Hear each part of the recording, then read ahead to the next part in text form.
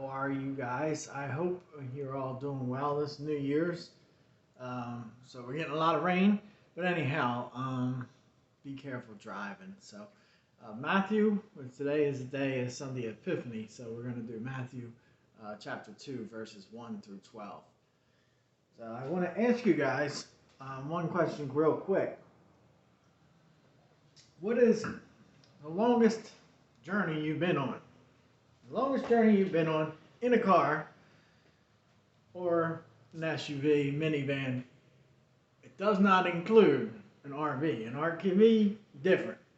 But the longest journey that you've been on, how long, how far did you travel in that car or a minivan or SUV? I want to tell you that my dad was the quintessential Clark Griswold, and he would love to travel up and down the East Coast. One trip is, you probably have distances that may have been further, maybe not. But one trip we went down to Vero Beach, Florida, which is about 2 hours southeast of Orlando. So we drove to see my aunt in Vero Beach. We got down there, it was quite a journey. We stopped in North Carolina, we stayed over, we got refreshed from the morning, from our resting. And we drove all the way back down to Vero Beach. Had a good time. Cape Canaveral I went to, and I got some astronaut ice cream, which made my day. I wasn't really into it was extremely hot, Florida sun, and but we had a great time. We got to see Orlando, and we were coming back. So the journey, we came back. The journey coming back was my sister. Now, keep in mind, it's a 1987. This is year 1992. It's a 1987 Ford sedan Thunderbird.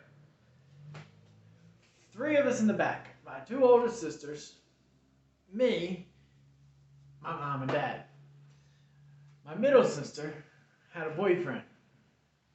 My oldest sister did not have a boyfriend. She was in college. My middle sister was in high school. I was getting ready to go into high school. I was in 8th grade, I believe.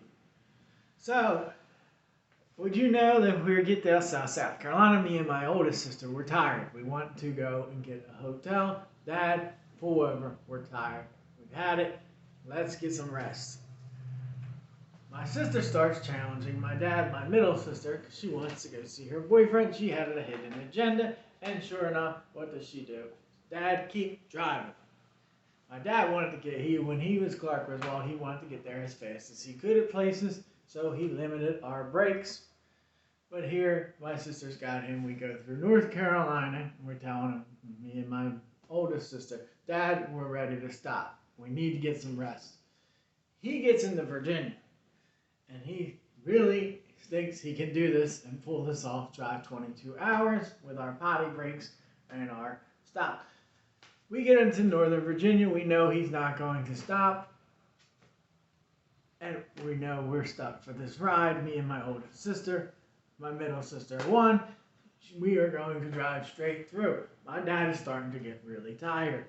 So from Northern Virginia all the way to Delaware, we stopped at just about every Denny's we saw.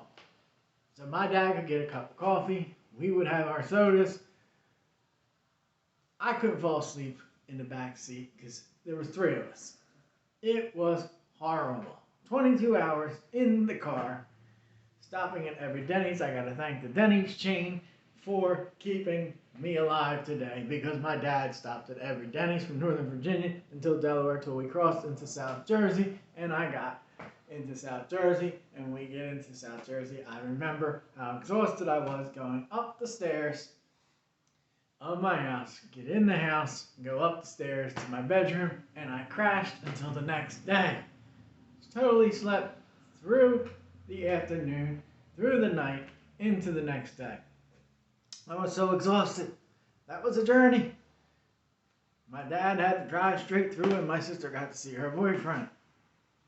Now, this wasn't a one-day journey that we are talking about with the Epiphany.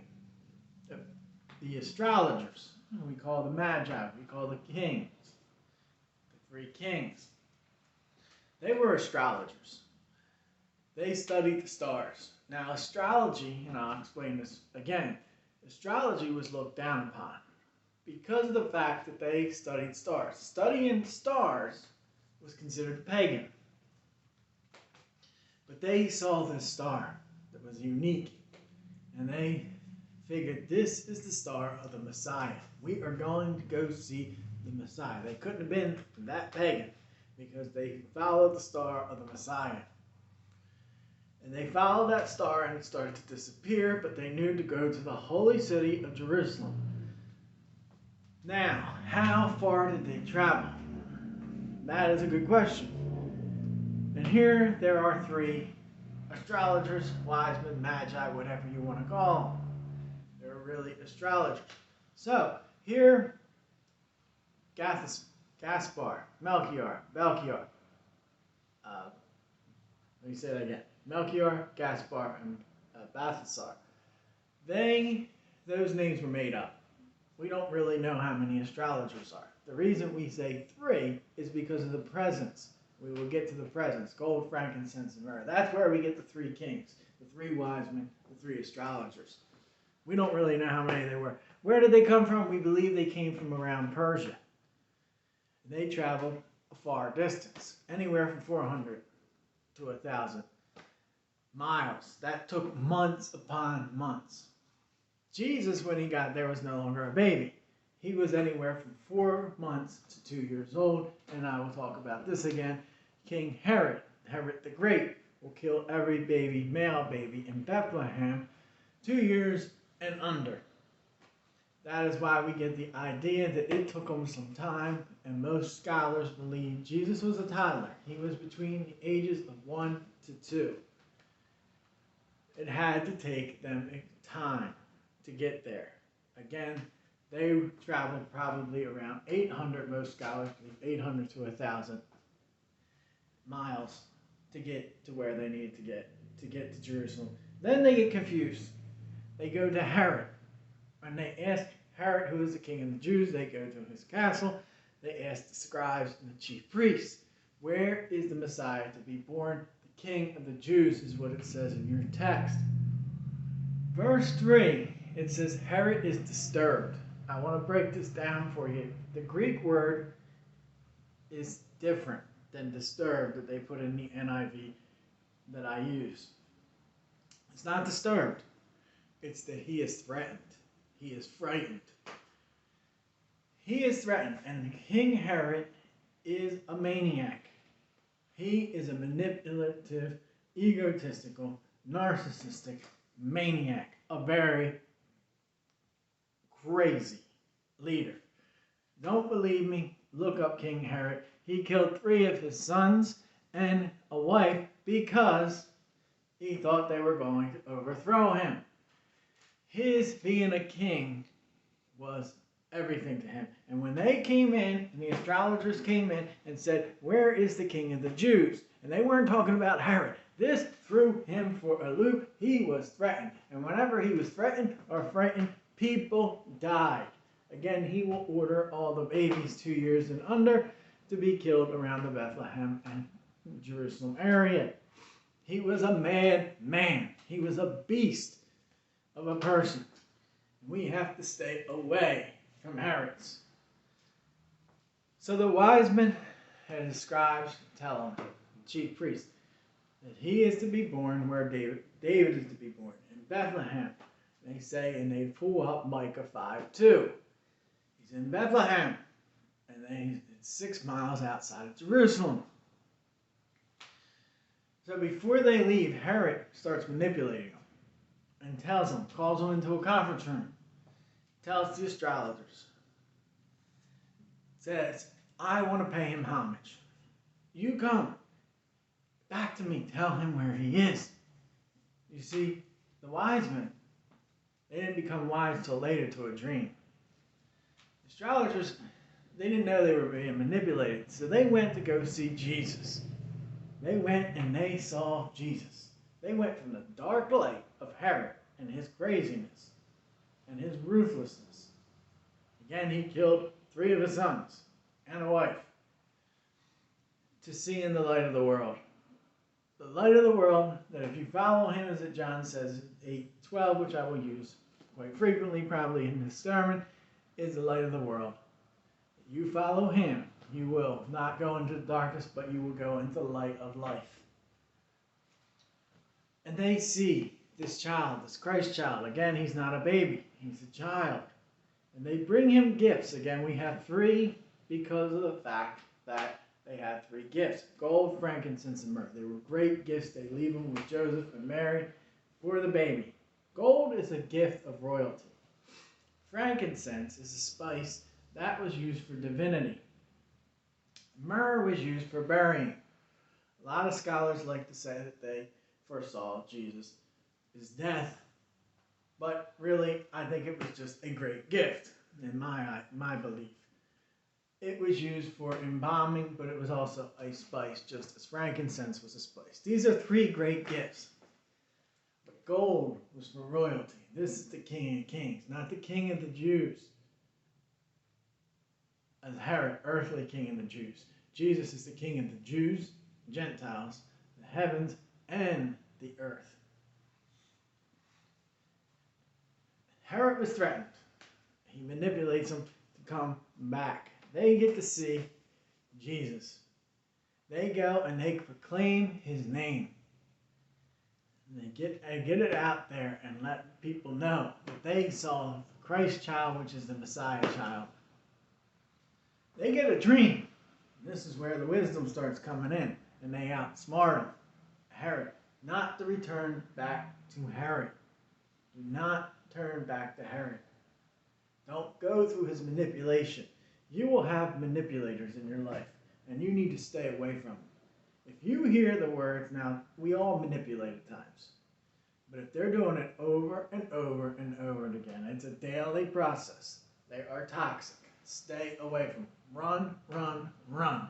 Run from them. I'm not saying you not to defend yourself or stand up for yourself, but I'm telling you, toxic people, get away from them. Herod was toxic. In the dream, it tells them to go another way. And they go another way. They put their life on the line because Herod was dangerous. He probably sent some of his army out to get them.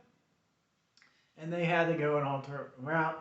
It says that they outsmarted Herod. And they went another way. And that's why we call them the wise men. But they were really astrologers. They got away from him. You will be manipulated. Just as they manipulated him in that room. Just as he was manipulating them. They didn't know it at that time. Run from these people. If they say, if you love me, that is a part of manipulation. If they say, if you, and then they're going to follow something out, that is a part of manipulation. Again, we all manipulate people at times. But if it's a daily process and you are being emotionally abused, run, run, run.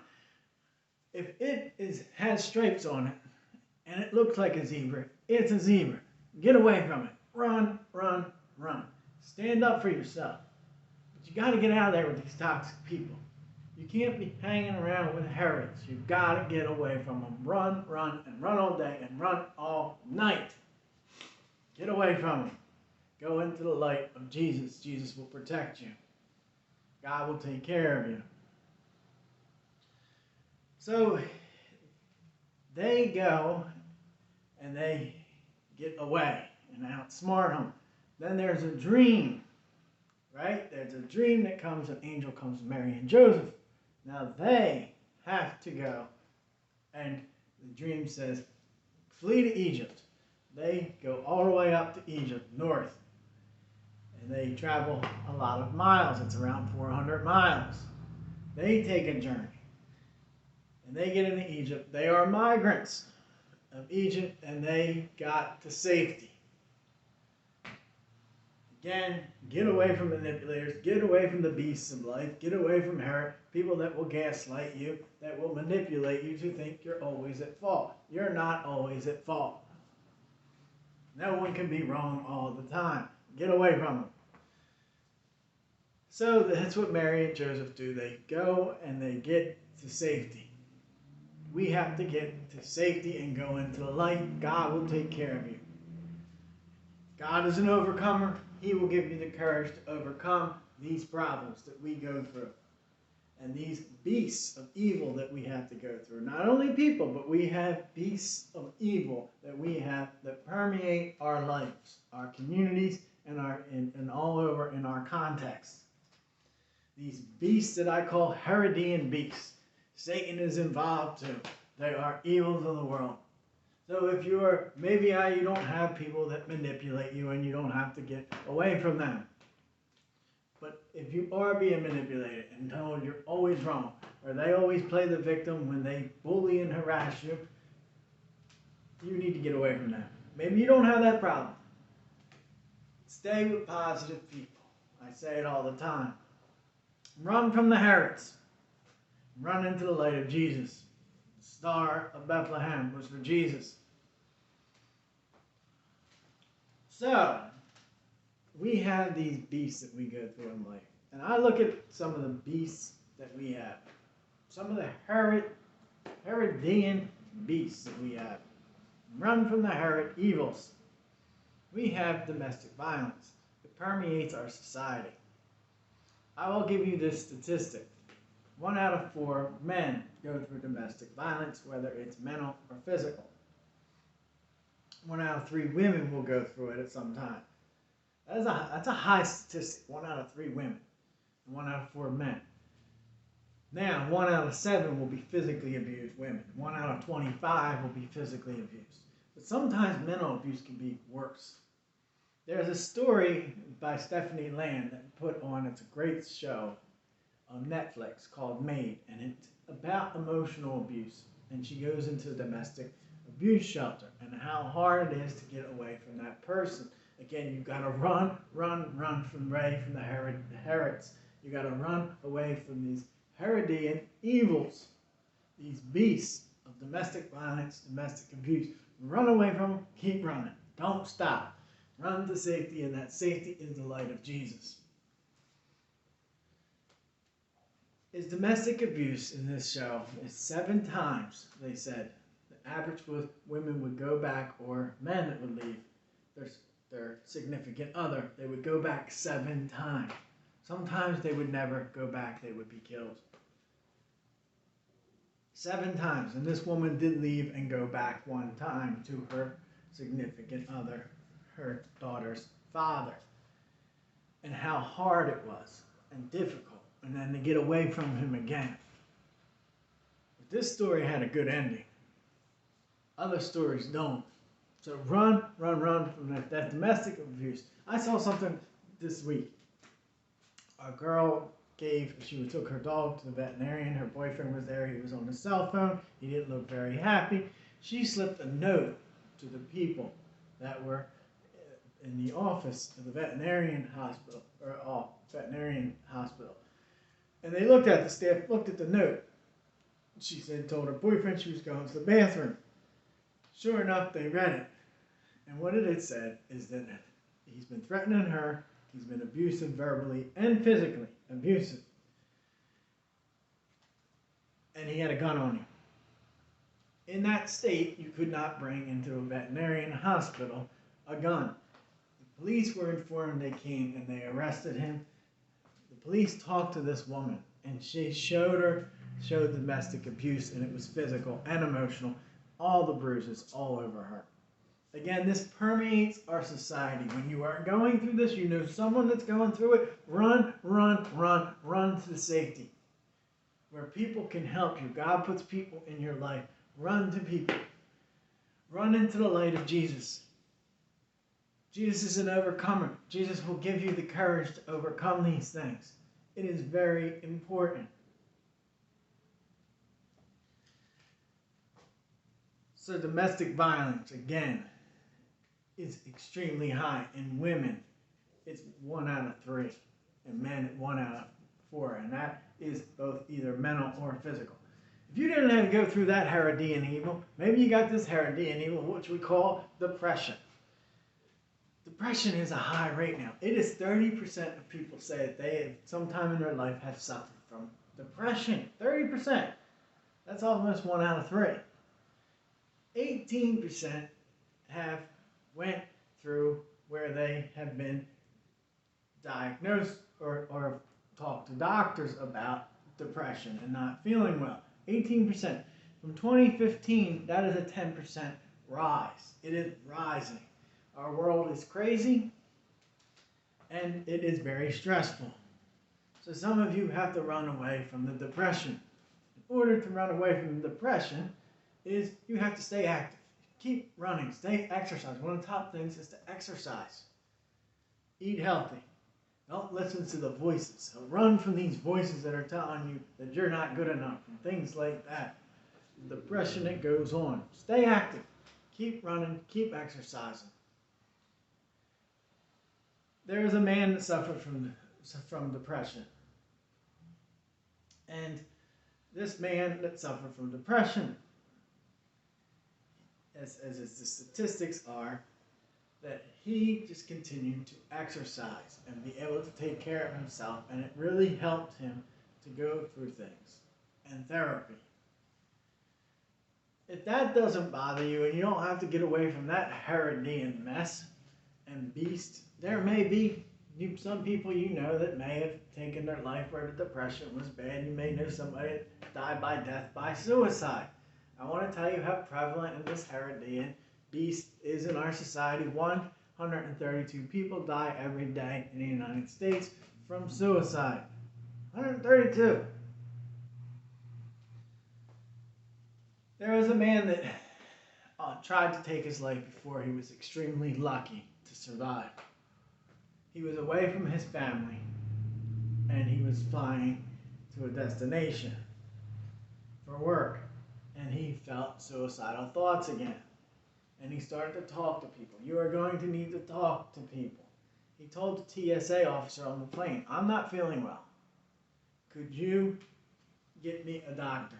I am having suicidal thoughts. And this TSA officer took that and started to go and got him a doctor.